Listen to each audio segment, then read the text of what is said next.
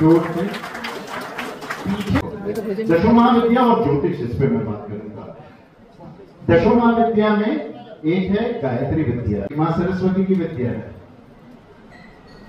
4 त्रिकोण माने जाते हैं, इसमें 12 ग्रह आ जाते हैं। पहला त्रिकोण जो है धर्म त्रिकोण। धर्म के बारे में बहुत सारी बातें हुई, फिर भी मैं बताऊंगा। धर्म ज्योतिष विद्या के हिसाब से और वेदों के हिसाब से आपकी पढ़ाई को कहते हैं, आपके ज्ञान को कहते हैं। पहला, 5वां और 9वां भाव जो है वो धर्म त्रिकोण है।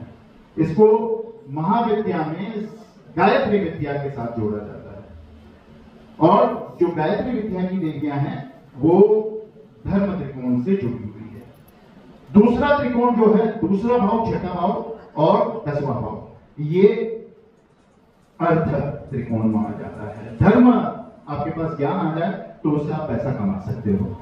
ये अर्थ त्रिकोण, पैसा अगर किसी का भी देखना हो कि किसके पास कितना पैसा रहेगा, पिता की संपत्ति दूसरे भाव से, छठे भाव में पैसा कैसे देखा जाएगा? वही तो नुकसान का घर है। अरे बाबा, जो नुकसान नहीं करोगे वही तो कमाया है, तो छठा भाव ही।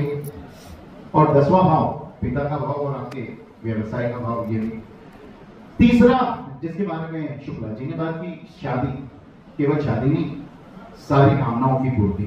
काम त्रिकोण जो है वो तीसरा भाव, 7वां भाव आपके विवाह का भाव और 11वां भाव। हम ज्योतिष में कुंडली मिलाते हैं और दूसरा मंगल दोष देखते हैं। कुंडली में जो है हम नक्षत्र के हिसाब से 8 वर्ग देख लेते हैं और मंगल दोष देखते हैं। मंगल के साथ राहु मिल जाए या शनि मिल जाए तो शादी कर लेते हैं।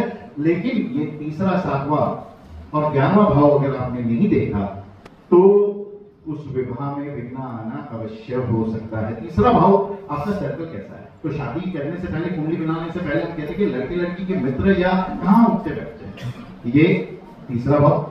7वां भाव तो विवाह का भाव ही है, और 11वां भाव आपकी साथ इनकम कैसा होगा।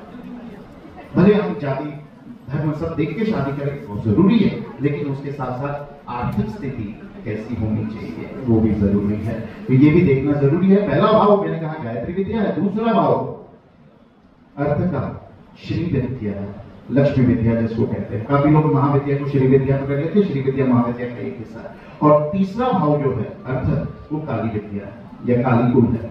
श्री कुल, गायत्री कुल और काली कुल, ये महाविद्या के 3 परिवार है, 3 कुल है। तो काली कुल है। अर्थ, काफी लोग इसको लक्ष्मी का भी मानते हैं, इसके लिए श्री और लक्ष्मी एक ही है। और काली कुल जो है ये कामनाओं की पूर्ति करता है, इसके लिए इसको कामाख्या कुल भी कहते हैं। और चौथा जो है वो मोक्ष त्रिकोण है। इसमें चौथा, 8वां और 12वां भाव, ये बारे में कहने का मुझे कभी सूझा जब कोई मोक्ष के बारे में पहले बात कर रहे थे। मैं माफी चाहता हूं, मैंने उनको होगा। चौथे, 8वें या 12वें भाव में केतु और मंगल हो तो मुक्ति संभव हो जाती है। मुक्ति कुछ करने से मिलती नहीं है, मुक्ति गुरु के पास ही मिलती है। लेकिन मां का भाव है चौथा भाव। अगर आपकी मां आपसे खुश नहीं है और आपने देवी उपासना में कुछ किया नहीं है, लिख के दे देता हूं मैं, कुछ भी कर लो, मुक्ति नहीं होगी। अष्टम भाव मृत्यु और आयु, अष्टम और 12वां कर्जा, कर्म। अगर मृत्यु का ज्ञान नहीं हुआ ना तो भी मुक्ति होगी नहीं, कितनी भी बड़ी गुरु कृपा है। मृत्यु बेशक में हम मरते हैं फिर पैदा हो जाते हैं।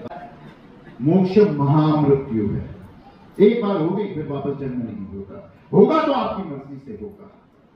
ये मृत्यु का स्थान है। चाहिए तो वीडियो रिकॉर्डिंग कर लो, ऑडियो या लिख लो। वापस दोहरा देता हूं जिन्होंने शूटिंग नहीं की थी उनके लिए कि धर्म त्रिकोण पहला, 5वां, 9वां, ये गायत्री कुल है। गायत्री कुल की विधान करने से आपका जो धर्म त्रिकोण है ठीक होगा। दूसरा अर्थ त्रिकोण, दूसरा, छठा और 10वां, ये श्री कुल की देवियों को ठीक करने से ठीक होगा। तीसरा काम, वो आपकी काली कुल की देवियों को ठीक करने से, उनकी उपासना करने से ठीक होगा। वो है तीसरा भाव, 7वां भाव और 11वां भाव। और चौथा महाविद्या, इसमें आपको श्री कुल, गायत्री कुल और काली कुल को इकट्ठा करके उसकी साधना करनी पड़ेगी।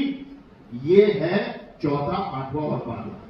तो महाविद्या के बारे में एक बड़ी भ्रांति है कि ये श्री विद्या है या काली विद्या है, ब्लैक मैजिक, या गायत्री विद्या है। ये गलत है। महाविद्या के भीतर श्री, काली और गायत्री विद्या आते हैं।